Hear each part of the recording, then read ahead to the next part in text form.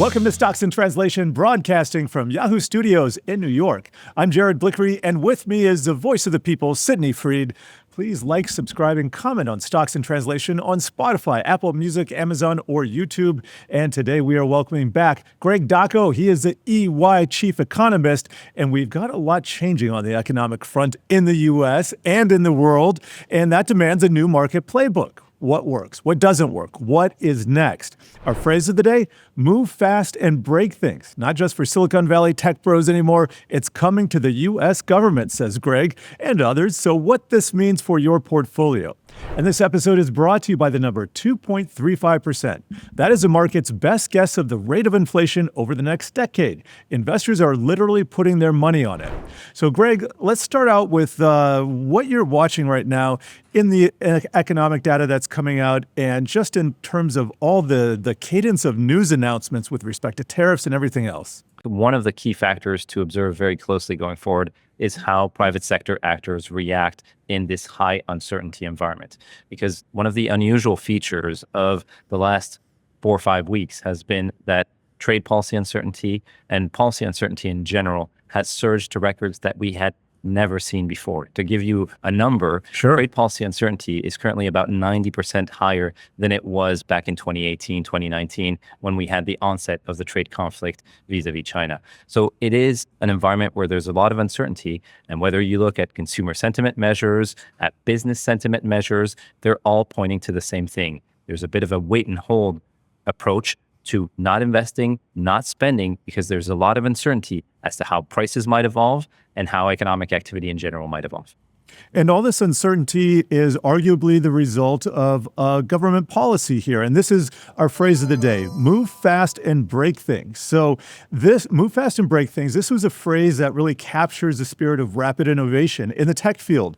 And it's done even at the risk of making mistakes here. So I think it was Mark Zuckerberg. Yes, he first coined the phrase in 2014, led it into the public sphere in an internal memo that became public. He said, "We have a saying, move fast and break things. The idea is that if you never break anything, you're probably not moving fast enough." And so bring that forward to the current day, the U.S. government, and that seems to be what's happening with Trump and Musk et al. And describe how that's playing out.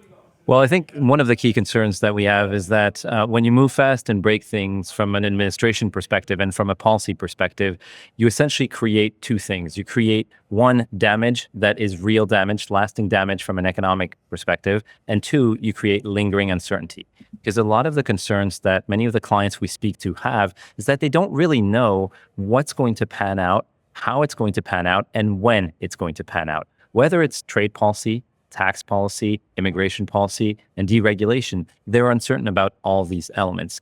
And when you combine all of those uncertainties, it leads to a bit of a holding pattern when it comes to investment decisions. And that's really a key issue in terms of economic activity, because if you have some initial signs of a slowing in consumer spending activity on the back of slower fundamentals, a slightly cooler labor market, slower income growth, and on top of that, you have this approach by the administration to move rapidly, impose tariffs, and then perhaps renegotiate some exemptions, some exclusions, move rapidly in terms of government spending cuts and potential layoffs at the federal government level, and then retract those layoffs. Then you have a risk of breaking things, and that is a key risk for the U.S. economy right now.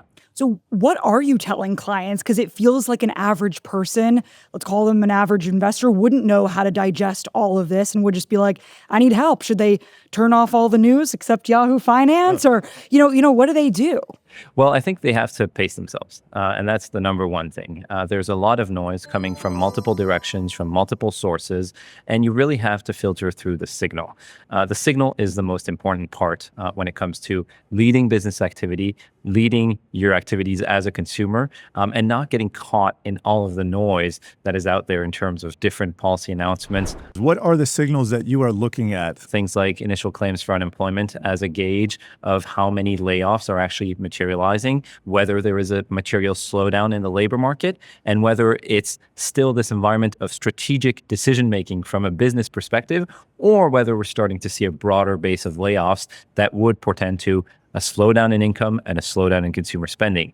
We're also watching very carefully developments on the manufacturing front, because that would be a reflection of tariffs having a negative effect on economic activity and weighing on goods-intensive sectors.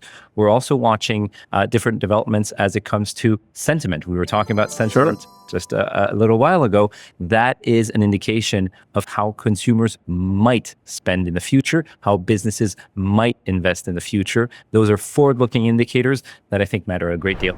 Say initial jobless claims tick up 2 weeks in a row, 3 weeks in a row. When does it become a pattern that you can say, all right, the labor market might be cooling off a little bit? Is there a number? What's that signal? Well, I think that's very important. There are two things that you have to watch for. One is magnitude of shifts. So if it's a very large shift in and of itself, even if it's a 1 week or 1 month shift that is very large in magnitude, it's more relevant than a smaller change. Two, it's the persistent element. If there is a persistent upside trend or downside trend in economic indicators, that's when it becomes a signal. You want to be very careful with the volatility, because there are a number of things that can occur in any given month that can influence economic data. You can have cold weather like we had in January. You can have wildfires. You can have policy developments that lead to a one-time shock. All of those factors should largely be discounted as temporary transitory factors that don't necessarily give you a signal. But if you start to see that persistence or that magnitude of a shock, then it becomes relevant. And I think one of the examples in that is what happened in terms of trade flows over the month of January. We saw a massive surge in imports. Part of those were gold imports, and part of those gold imports were for investment purposes. They're not going to affect GDP as much as the Atlanta Fed GDP Now indicator is showing, which is showing right now a massive expected contraction in the first quarter GDP reading. But if you look at consumer spending trends, they are pointing to slower economic activity. That's the signal. The first one is the noise. Let's think about this from the perspective of these signals that you're looking for in the market. These are things that are happening. A lot of time businesses will give guidance, and we're seeing businesses just pull that. We're continuing to get retail earnings. We're still in that phase of earnings season right now, but the business leaders aren't really sure what to do, and so they're not able to provide that guidance to the public. So the public sees that, pulls back a bit, and it all kind of feeds on itself in this loop. And so the end result, we see a risk-off movement in stock prices. Where does it end? When does it, do we get a capitulation? How does it develop? And what is on the other side? When do businesses start giving that guidance once again? Well, that's why I'm paying very close attention to three things in the markets. I'm paying attention to market volatility, I'm paying attention to the 10-year yield, and I'm paying attention to inflation break-evens. The first one, volatility, is a reflection of that uncertainty. It's filtering into financial markets, and I think that's where you have to be very careful, because if there's a combination of business uncertainty, consumer uncertainty, and investor uncertainty, that could be the catalyst for a more pronounced slowdown in economic activity. Then I'm also paying attention to the 10-year yield as a gauge of how bond market investors are expecting the economy to evolve and inflation to evolve. And what that is telling me is that there is this anticipation of demand destruction from the tariffs.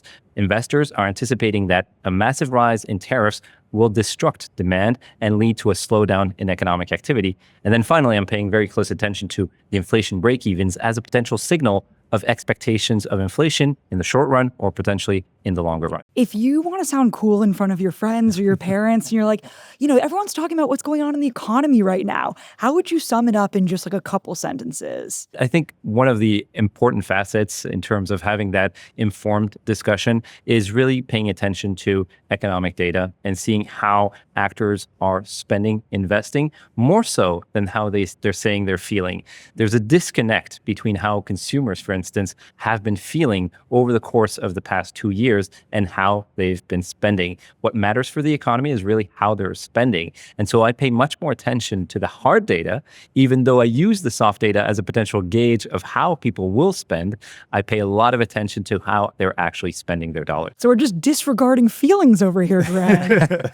Well, okay, this gets to another point. We were just discussing before the show briefly. Consumers are spending, but which consumers? And it's really been the more affluent ones. Those are the ones with the purchasing power. Those are the ones with the staying power. Those are the ones who can afford the higher price eggs and everything else, and services mainly. So how does that break down, and when does consumer retrenchment become an issue? Do we have to wait until the wealthy pull back, or is it some kind of mix? Yeah, I mean, what we've had over the course of the past 2.5 years is a true bifurcation in consumer spending. The well-off individuals are doing a larger share of the spending. The less well-off are actually doing much less of the spending. And if you look at the latest statistics, you'll see that the top 10% of income earners, for instance, are accountable for about 50% of consumer spending. 10% doing 50% of the spending. Why does this matter? It matters because that's a greater share than historically has been the norm. That was my question. Which means that if there is a slowdown in the drivers of that spending for the top 10% of income earners, then you're going to see a more pronounced pullback in consumer spending, because we've already started to see more judicious consumer spending decisions at the bottom end of the income spectrum. Higher prices, higher interest rates, they're constraining consumers that have more financial difficulties, including those that may have difficulties in terms of delinquencies, credit card, auto loans. So pay very close attention to drivers of higher income spending. That's the stock market, and that's also income trends. The income trends are softening. Real disposable income growth has softened to just under 2%, even though consumer spending is still at 3%. Tells you there's a wedge there. Sure. And stock market volatility and potential corrections are a direct hit to those higher income earners, and they represent a significant wealth effect that could deter consumer spending. All right, hold that thought. We need to take a short break, but coming up, we're going to be talking investor inflation expectations and a runway showdown of two market-moving economic indicators that have both been flashing some warning signs lately.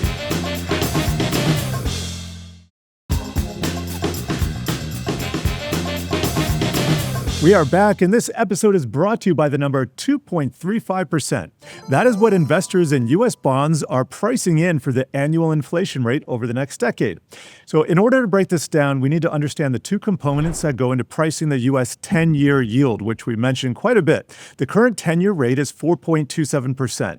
Now we have something called the break-even rate. It's the difference between the nominal 10-year yield, that's 4.27%, and what's called the real yield. And the real yield comes from Treasury inflation-protected securities, or TIPS. It's possible you own them.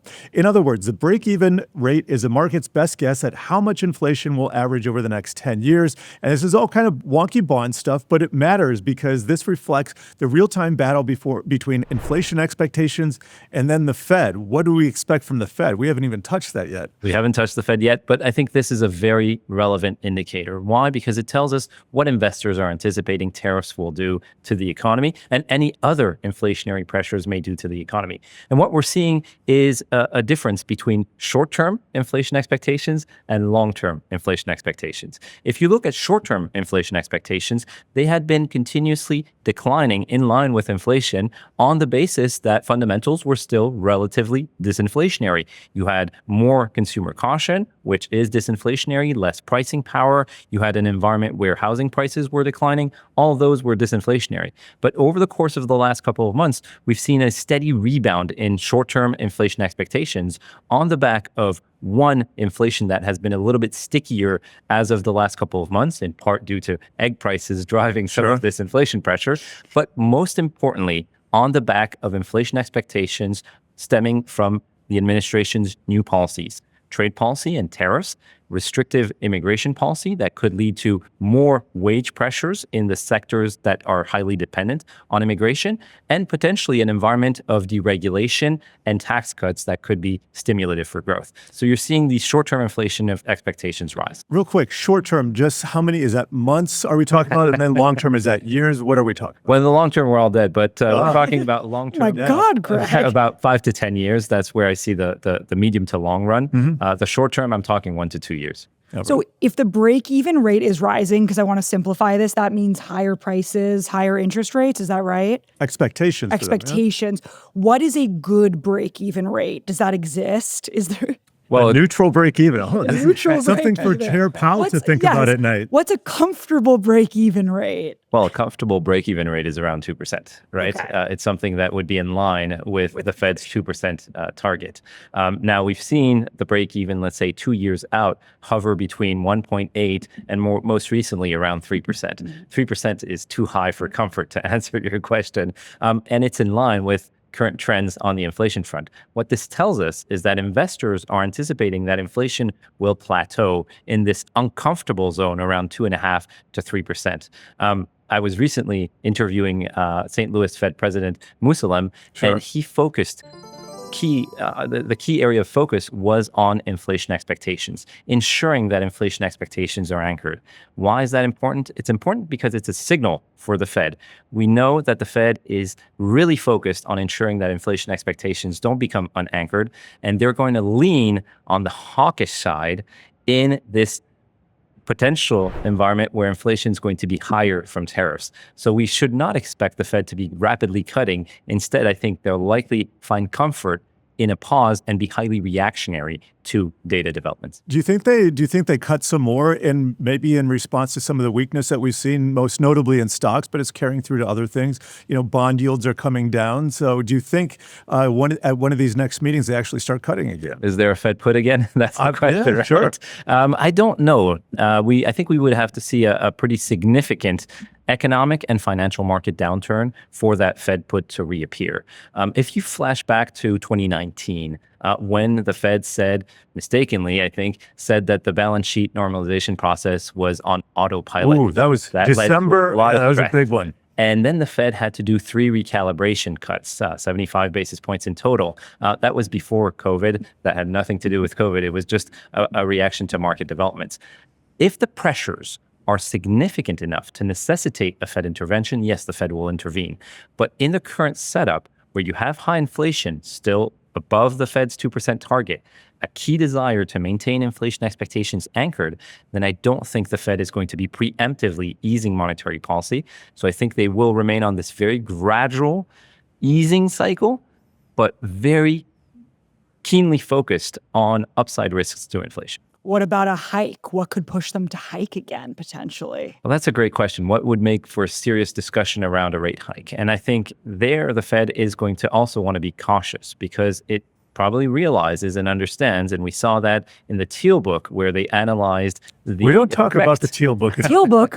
Beige book? Teal book? There are many books, different colors. I only know beige. The Teal one is pretty insightful. It's essentially where they analyzed the potential effect of tariffs on the economy and whether they should look through the tariffs or react to the tariffs. At the time, in a low inflation environment, they believed it was optimal to look through. I don't think this time it's going to be the case. They're likely to stay on hold, not necessarily discuss raising rates because the damage to economic activity and demand destruction enhancing effect of tighter policy would be too damaging. I mean, that's a signal in and of itself because sometimes when the Fed cuts, it's perceived as reactionary, and a lot of times that perception is correct because, if we're heading into a recession, suddenly the Fed amps up its juice and it starts cutting by 50 basis points. That becomes a thing. But that's not what we're looking at here. Bringing it back. Break even, yeah. Bringing it back, you mentioned the inflation expectations and how those are anchored. Maybe you could kind of get back to that and touch on that a little bit more because that's been a big driver of Fed policy for a long time. It's not just recently. It's always been there. Is it more significant now? It's much more significant. And you could see the attention being given to inflation expectations because there are different measures. We were just talking about market-driven inflation expectations that are based on Treasury yield and inflation-adjusted Treasury yields. But you also have consumer and business inflation expectations. And we know that consumer inflation expectations in the short run have surged. Now, the University of Michigan Consumer Sentiment Index has these monthly reads, actually biweekly reads on inflation expectations. They recently surged to 4.3% 1 year out. That was a 1 percentage point surge, which is massive. The long-term inflation expectations are a little bit better anchored, but they broke out of their range, post-COVID range. That is something that the Fed is keenly focused on. If you look at other measures, the New York Fed has a measure of consumer sentiment. sentiment, consumer inflation expectations, they're a little bit more steady around 3%. And business inflation expectations, surprisingly, are also still relatively well anchored. So they're taking a look at everything. So far, there are some hints that inflation expectations may be creeping up to the upside, but it's more of a medium-term story than a long-term story. Greg, you have set up the next segment perfectly, so thank you for that. Everyone gather around because we have got a runway showdown on today's Who Wore It Better, featuring two heavyweight economic reports strutting their stuff. Manufacturing PMIs or surveys and consumer confidence. It could be consumer sentiment as well. On one runway, the Purchasing Manager Index, that's PMI for manufacturers, is a tailored power suit. It's structured, data-driven, and it's straight from the factory floor. It tells us if businesses are expanding or contracting, giving us a real-time read on the industrial health. Now, lately it's been looking a little bit wrinkled, and on the other runway, we have consumer confidence. It is a trendsetter, the mood-driven, sentiment-fueled number that gives a read on how the public feels. There's your feels, Sid. Feels about the economy. And right now, it is not exuding peak season confidence. So which one, Greg, is really the barometer of economic health here? Should we be looking more at the hard numbers from the manufacturing sector, or is it the public's gut that we should be paying attention to? Well, I have a heart for soft data, so I do think that soft data is important to monitor, but I think it really depends as to who wore it better on the season, which season we're in. And nice. We're in a highly sensitive season when it comes to trade tensions and tariffs. So I'm paying very close attention to how businesses are reacting to the threat of tariffs. And I've talked in the past about PIA, preemptive inflation anxiety. We're seeing a lot of that from the business side, from the manufacturing side. That is a key concern for businesses in the manufacturing sector. And the latest readings in terms of PMI, so this sentiment reading on the part of purchasing managers, shows that there's a lot of concern around the potential effect of tariffs, the inflationary pressures of tariffs, and the potential for demand destruction. Those are key concerns, and as a result, we're seeing preemptive ordering to try to get ahead of these potential tariffs on the manufacturing side.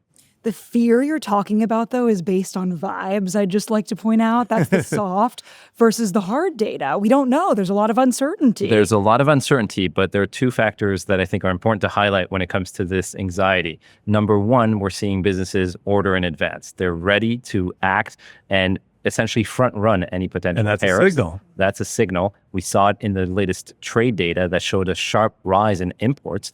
Number two, we're also hearing from businesses. We surveyed 4,000 business executives recently, and we found that about half of the business executives would pass on 2/3 or more of the input costs immediately.